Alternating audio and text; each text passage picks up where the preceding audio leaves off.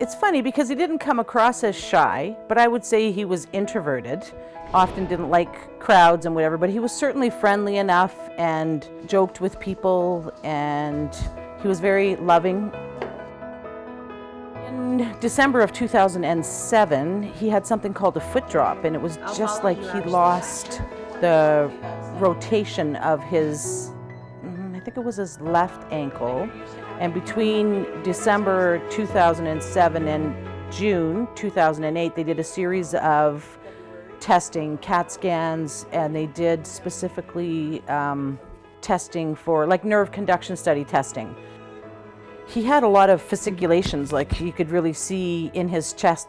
And so when he went to the second set of nerve conduction study tests with a neurologist, we pointed that out to the neurologist. I said, look, he took off his shirt, and it was like you could just see his nerves jumping in his chest, and that was the day that he got the diagnosis of ALS. He never felt poor me. He just didn't have that kind of attitude. He was very forgiving of the diagnosis and of the disease. He went up north to see his sister who lived in the Peace Country in Alberta, and on his way back he heard on the Prince George radio that there was an ALS walk like the next day. It was right away, and we missed it that first year. So we went up 2009 and 2010 to the Prince George walk, just because my husband was interested in connecting with somebody with ALS or with people that were associated with it, because it is relatively rare. Huey was awesome. I loved him. We bantered back and forth all the time. We had the same sense of humor. We had a lot of fun together.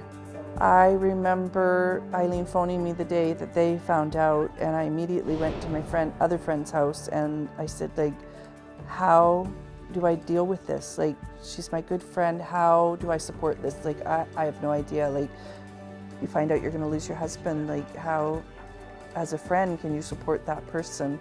And we just went one step at a time.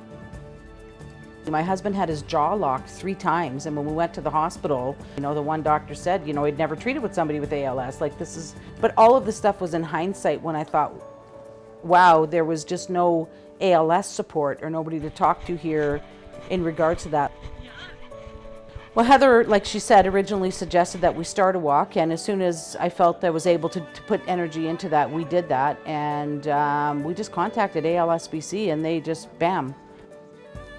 A lot of the groundwork is done, and we're out there selling raffle tickets in the community, and people come up to you and say, my mother had ALS, my brother was just diagnosed with ALS, and we're barbecuing with Elsie Montgomery, and her husband has ALS, or we're up at the golf course selling tickets with Bill Montgomery, who has ALS. Those are all the things that remotivate you. The people that you connect with, the people that you see are affected and associated with ALS, that's purely my motivation now.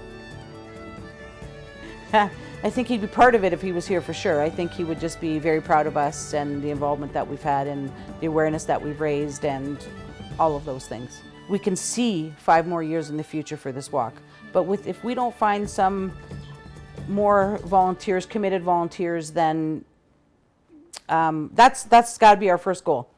Yeah.